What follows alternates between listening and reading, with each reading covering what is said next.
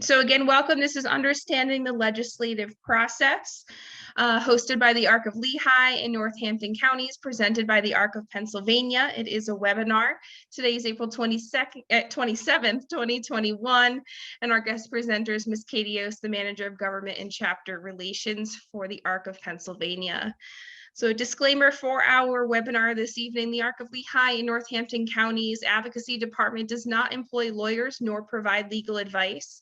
This training or any other provided by the ARC's Advocacy Department does not constitute or imply the endorsement, recommendation, or favoring of the providing party or any employees or contractors acting on its behalf. This webinar is being provided for educational and informative purposes only. So now it is my pleasure to go ahead and welcome Ms. Katie Yost. Katie Yost is the Manager of Government and Chapter Relations with the Arc of Pennsylvania. Katie graduated from Lebanon Valley College with a degree in History and Political Science. She received her master's degree in Human Rights and International Politics from the University of Glasgow in Glasgow, Scotland. Katie is a fierce advocate for human rights of others and believes that advocacy to elected officials is essential for effective change. So thank you so much, Katie, for your time this evening, and the Zoom is now yours. Thank you, Jessica, and thank you to the rest of our attendees. We appreciate you joining us tonight. Yes, I'm going to go ahead and talk about the legislative process and help you understand it. Fantastic. All right, so we'll go ahead and get started. I'll bypass my introductory screen because Jess already introduced me, but I am Katie Yost. I've been with the Arc of Pennsylvania just over 2 years now, and I help run our advocacy in regards to legislative advocacy. So my job, at least 50% of the time, or 100% depending on the day, is really focusing on understanding the legislative process. So that's what I'm going to share with you all today, because understanding how the legislative process works, which is how we have our laws that are made here in Pennsylvania and in our federal government in DC, that can help you as parents, individuals, self-advocates, make effective change whenever you then go and advocate to your legislators. So I'm going to start here with the Pennsylvania legislature and helping you understand what we have in our system. We have a bicameral legislature. So that means there are two houses. You have the House of Representatives and you have the Senate. This is the same both in the state and also in the federal branch. I'm going to focus today on the federal branch, on the state branch. It's been a long Tuesday, everyone. So for the PA House of Representatives, legislators who are elected here are called state representatives. They will serve 2-year terms. There are 203 members of the Pennsylvania House of Representatives in Pennsylvania, and that number is based off population. Every legislator represents about 60,000 people in the state house. So that's why we have one of the largest full-time state legislatures in the country. So it is quite big. In the Pennsylvania State Senate, it is similar to how the federal is done. There are 50 members of the PA State Senate, and they are elected to 4-year terms. And then lastly, we have the executive branch, and that is where we have the governor and the lieutenant governor, and they serve 4-year terms. So in Pennsylvania, as you all know, that is Governor Tom Wolf and Lieutenant Governor John Fetterman. So again, these are the two main branches legislatively of government. You also will then have the judicial branch, which is the Supreme Court or the court system, but I'm not going to focus on them today.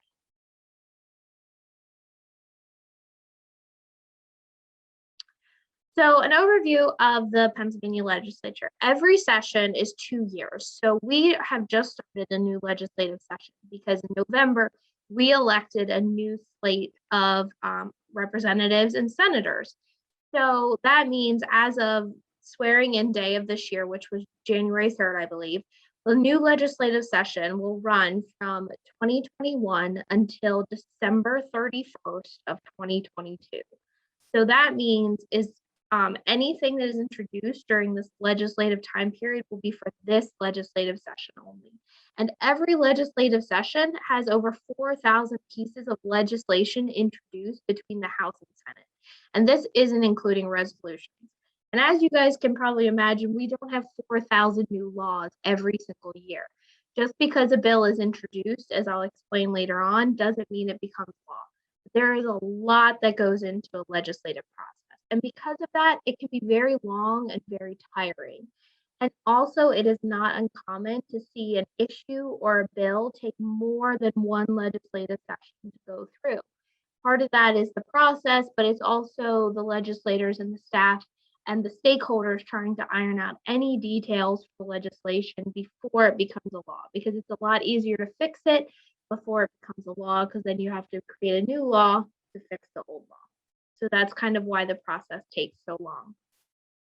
At the end of every legislative session, any bill that does not become law is considered dead. So as I said, we are just in a new legislative session now. Any bill that is not passed and signed by the governor into law by December 31st, 2022 will be dead.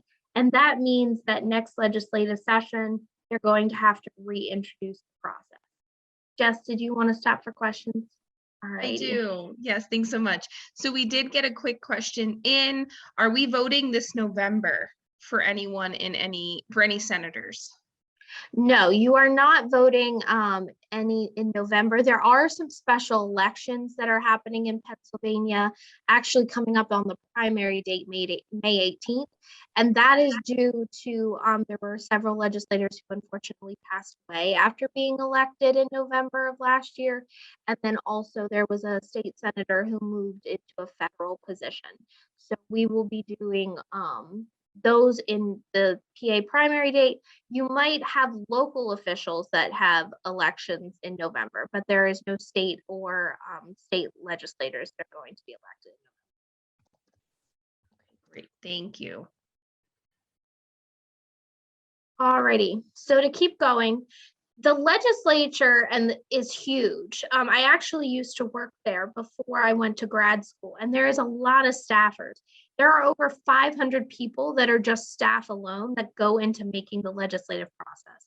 The staffers will be everyone from bill clerks to assistants to drafters to mailmen, and they all play a really integral part of the system. And it's also good to note that Pennsylvania legislative process is exactly like what happens in the federal process down in Washington, D.C. It's just on a smaller level. So next, I'm going to go into the main chunk of my presentation, and that's explaining the 7 steps of the legislative process to you. And this, again, is why the legislative process, as just said, we'll use that word a lot, can be so long and arduous, and actually really takes a lot of work for stakeholders, for legislators, and for advocates like yourselves as family members or self-advocates to really get that effect. So step 1 is drafting legislation. And the drafting process is really kind of where the idea forms. And all policy changes start with an idea. This can either be from the legislator who has a constituent request, or they have their own idea, or they see a result from a study. You can have stakeholders or special interest groups that see policy change. So this is what the Arc of Pennsylvania can also be. The Arc of Pennsylvania can outreach to legislators and say, hey, we see this issue that is being faced by the intellectual and developmental disability community, and we think that you need to take actions as legislators to address this. So we can be the instigators of that. And then you can have also government agencies doing internal policies or changes, or have results of a study that do that change. You will see that, as some of you might know, the Office of Developmental Programs, which is under the Department of Human Services, that is what kind of operates and runs the intellectual and developmental disability, or what I'll call IDD from now on, system. ODP, as they're called, they will kind of do that as well. They'll do internal policy changes. So it's at this stage that you really see the legislator and the staff member really kind of get ideas and kind of try and figure out what direction they want to go in the bill. They will reach out to different stakeholders, they'll have them weigh in, and this is where it really starts to iron out some of those details. And it's really important to note that stakeholder engagement, either through an organization or through an advocacy group of parents, is so critical and also the most influential in the legislative process. This is where you have the ability to go to your legislator and say, hey, I think we should do this. Or I don't think you should do this, as I'll get to with Teresa's question. So the next step, introducing legislation. So this is when we get to a bill. So before we can introduce legislation, the first thing that the legislator is going to do is they're going to put out a co-sponsorship memo. And this really just, it means they're trying to gain support for their idea among the other members of the legislature. So what they'll do is they'll draft up basically like a dear colleague letter and say, this is the issue I'm concerned about. These are the main things it'll do, or this is why I think we need this fixed, and I want you to support me. So this co-sponsorship memo will go out to all members of that legislator's same chamber. So if this is a state representative that wants to do this issue, that letter essentially will go out to all the members of the PA House of Representatives. Likewise, if it's a PA state senator who's doing this, it'll go out to all the members of the Senate to see if they want to sign on and support. This is really critical because this can kind of show who is supporting what and also help get momentum in the bill to get it through the process. And then also with this, it's really important because I know a lot of times whenever you see information coming from like the ARC of Lehigh Northampton, the ARC of PA, the ARC US, or other stakeholder groups, they're giving you a bill number to tell you about the legislation. A co-sponsorship memo will not have a bill number. Because again, this is essentially a dear colleague letter going out asking for support on this issue. What comes from a bill number is whenever they actually go and introduce the legislation. They have the drafted for language that they want to use. So they'll go into the clerk's office and they'll actually submit. And that is when we get a bill number. So this is where the committee staff really come in handy, and they will work with the Legislative Reference Bureau to get that drafted language. And then once that is all back and the legislator gives its go-ahead, the bill clerk gives out the number. This is very important because that number is always then associated with that specific bill for the rest of the legislative session. So if a bill is introduced and gets the question or gets the number 82 on January 8th of 2021, that bill will have that same number until the end of the legislative session. So that's kind of when the bill number comes into effect. Jessica, did we have a question? We do have a question. Does a bill have to start as a co-sponsorship memo? Like, is that a prerequisite, or can a bill be introduced without a memo going out beforehand? It can be introduced without a memo, but it's not really done. And the point of that is to gain support from other members. The only time you really won't see a co-sponsorship memo is with the budget bill. So every year we have the PA state budget that's passed. That's pretty much the only time I don't see a co-sponsorship memo going out, because obviously everyone you don't have to support it and vote for it, but it has to be done. This is part of the process. So that's the only time I would say you don't see a co-sponsorship. Okay, great. Thank you. Yeah, and then just for an example here, this is what the difference looks like. On the left-hand side of the screen, you'll see a co-sponsorship memo. Again, it's like a dear colleague letter. And then on the right, you'll see a House bill number. You'll see, if you look, and I'm sorry, I can't really zoom in, but underneath the number, you'll see introduced by, and that's the prime sponsor. So that's the legislator who had the idea. And then all the names after that are the people that signed on that co-sponsorship memo. So if you sign on to the co-sponsorship memo, your name gets added to this list, and it's kind of publicized that way.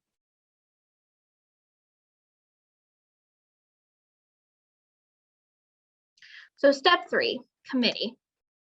So the committee is a really important part of this process. A committee is essentially a legislative subgroup, and they narrow down on specific issues. So each chamber, the House and the Senate, has different committees. You have the Committee of Education, Appropriation, Transportation, Aging, Veterans Affairs. Each of these committees focus on that sole issue. So every piece of legislation that deals with that issue will have to go through that committee. So for an example, if it is a bill about education issue, as soon as it's introduced and there is a bill number, it will get referred to the education committee. And the same thing happens if it's a transportation bill, appropriation bill, a bill that deals with the aging or the veterans. They each go to their respective committee. And a bill has to be voted out of committee in order to be brought before the full chamber vote on the floor. So the committee vote is actually really important. And it's at the committee part that we really see where amendments or changes to language really kind of occur because they want that to happen before it goes onto the floor. So at that point, though, even though it's probably the most not spontaneous, but the best opportunity to do an amendment on a bill, amendment at that point can only be filed by members of that specific committee. So if you are on the education committee, you can amend a bill in the education. But if I'm on transportation, I can't amend an education bill until it's the full floor. Just to give you guys an idea, we have the breakdown of how the committees are set up with the ratio overall. Currently in Pennsylvania, we have a legislature that is majority Republican. So because of that, you see the Republicans having the majority of the seats in both the House and Senate committees. So again, you'll have 26 committee members in a House committee. 16 of those will be Republican, 10 are Democrat. In the Senate, there are 12, and that's because it's a smaller chamber. 8 are Republicans, 4 are Democrats. And within each committee, you'll have a majority chairman who is from the majority party. You also have a minority chairman who is from the minority party. So we wanted to give you some like facts versus myths. A myth about the committee process is that the leadership team, like the Speaker of the House and the majority leader, dictate what bills come out of committee. And this is false. The person that has control over this is actually the chair of the committee, so the majority chair. That person is the one who suggests what runs, what can happen. All leadership do is can ask them to do it or like apply pressure to get them to do it. But at the end of the day, it's the chairman of the committee who decides what bills come out of there. It's also a fact that the chairman works really extensively sometimes across the aisle. And it's more important that they work across the aisle in committee because they need to get that support. And it's also the easiest way to get bills moving. If both sides agree on the bill to move it out of committee, it can go before the full chamber. Just because the bill is voted favorably out of a committee doesn't necessarily mean it's going to be voted favorably on the House, but at least in the committee, that's what happens. And again, the final fact is that it's easiest to amend a bill in committee. So a committee has a lot of rules, and part of these rules are what make up the process. So you must always have a quorum to conduct any voting meeting. So that means there has to be a specific number of legislators at the meeting voting in public in order for there to be an official vote. And you have to have a 2/3 majority vote to pass any bill out of committee. And this is really important because it's happened before, very rarely, but actually a bill had to be put back in committee because it turned out they didn't have a quorum. The count was wrong. So because of that, the committee had to redo the process. So again, it's really important that they have the 2/3 majority to get out of the committee, not just a simple majority. The difference though is that an amendment only needs a simple majority. So that means one more than 50%. So again, if there's 26 legislators, they need at least 14 to amend a bill. Jessica, do we have a question? Yes, so when committee meetings are public, that means that you or I or anyone on this webinar is able to view them. Are they typically virtual or in person, or both? Well, they're actually streamed live. They are also in person. They just reopened the Capitol recently to visitors, but you can always go and stream them live. Whenever we end the presentation, I'll actually go and get the link to where they typically will have them, and I can put that in the chat box. That would be really helpful. Thank you. You're welcome. So step 4, the floor vote. So this is kind of where we always see the nuts and bolts kind of happen. And what happens as soon as the bill is voted out of committee, it'll go to the floor for what's considered a first consideration vote. That always happens. There's no big fanfare. It's part of the process. Where you really then get into the nitty gritty is what's considered second consideration. So a bill has to go through 3 considerations before it can be voted on. So at second consideration, it's really critical because that's the last time a bill can be amended. This is where any member on the floor, any member of the House or Senate, depending on what chamber it's in, can bring forth an amendment on the bill. And it's also when the members have the opportunity to debate the bill and debate the amendments. It's really critical. You'll see a lot of issues come up. You'll see legislators raise their own personal constituent issues at this point. And that's why second consideration is so key. To do an amendment again, same as in a committee, you just need one more than 50% to pass an amendment. So there's 203 legislators. So that means you need 102 legislators to vote affirmatively for an amendment. If they don't have the 102 votes, the amendment doesn't occur. So then what's really important is if there are no amendments when a bill is proposed, they will have to agree to the bill. So this is all what goes back to that procedure. You'll hear the speaker go, will the House or Senate agree to the bill?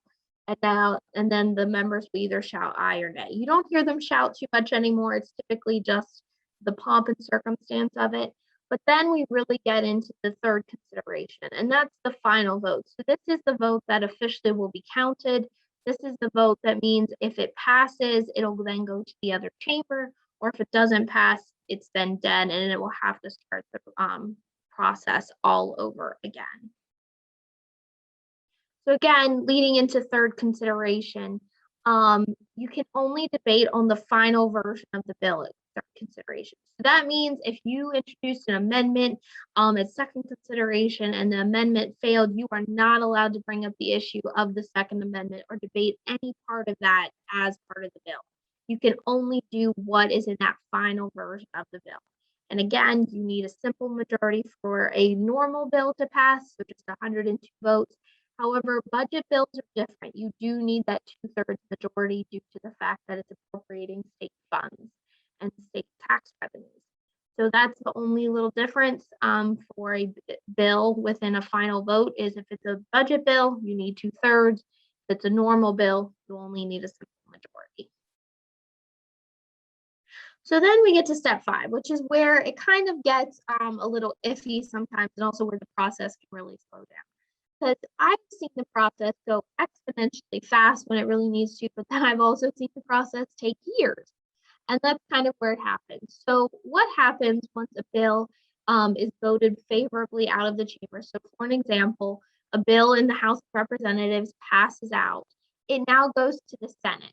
And that means it has to repeat the same legislative process it went through in the House in the Senate to finally go to the governor's desk. So that means you'll repeat steps 3 and steps 4. So the bill will have to go to the respected committee of the Senate. If it was a House bill, if it was a Senate bill, it would be in the House committee. And again, this is same rules apply.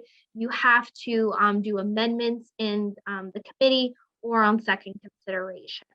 So if you get the bill through the committee of the opposite chamber and you get it to a floor vote on second and third consideration in the other chamber, that's when you finally, if it passes that other chamber, will then go to the governor's desk to get approved. Jess, is there a question? I think you just answered it, but I'll repeat it just, because it's good for us to hear it a couple of times. So the question was previously when you were reviewing the consideration steps. So what you were showing with Pennsylvania legislation, when it goes for that vote and is passed, it has to be signed by the governor to be law, but it would have to go from House to Senate approved in both before the governor. Yes. And the important part that I'm going to talk about, I believe it should be in my next slide, is the fact that the bill has to be the same version in both chambers. So again, we have votes on what can happen with a concurrence vote.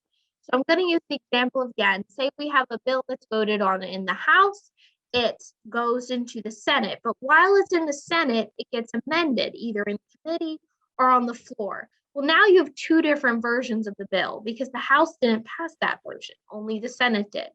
So in that case, the bill will have to go back to its home, in this case, the House, and they are going to have to do what is called a concurrence vote.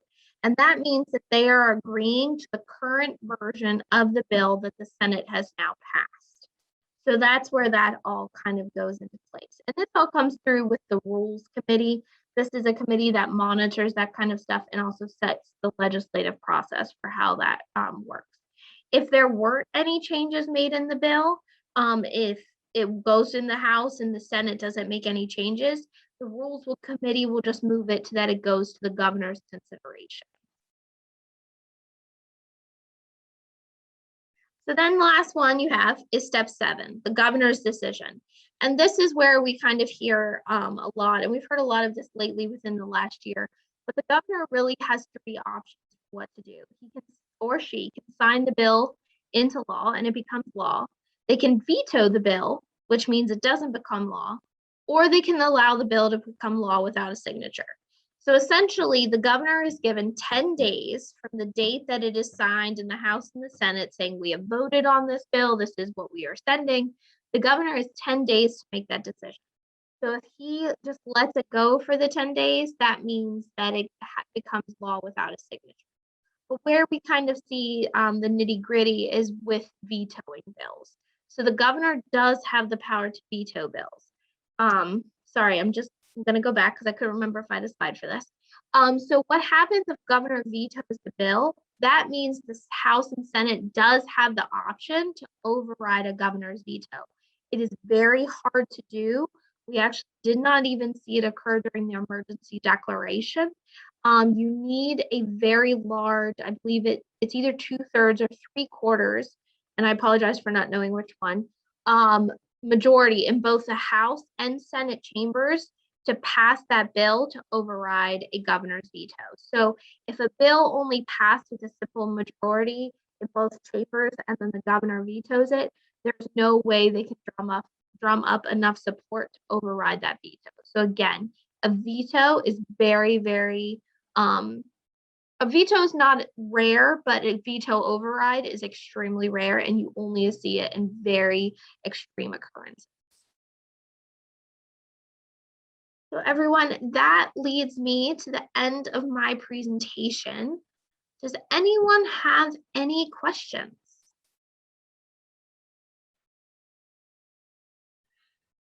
So Katie, we do have one, and I know you had mentioned that you would circle back to it. So maybe we can just do that one and recap while everyone else potentially typing. So the question was, how would you advocate if you don't like the bill that's trying to pass through legislation in Pennsylvania? Yeah, so basically that's where stakeholders and information. So we see this all the time. You might have a legislator who is well-intentioned and they have a constituent issue that they believe needs to be addressed and this will fix it, and you might oppose it. And you would advocate the same way you would to support a bill by advocating against it. Obviously, the key to that is respect. You would go to the legislator who's introducing it and say, hey, we don't agree with you because of XYZ. That's just how you do it. And we'll kind of get into that if you're able to jump in next week. At the part 2, we'll really get into that. How do you advocate to your legislator your position? And we really kind of talk about how you build that relationship and also just have those dialogues. But again, you just do it the same way you do if you were for it, respectfully, and bring all the data points for why you. Great, thank you so much. And again, yes, that plug. This is part 1 of a 2-part series. So we will be hosting Katie again next Tuesday, May 4th at 6:30 p.m. for how to effectively advocate to your elected officials. So taking what we've learned about the process today and how to put that into action will be next week's session.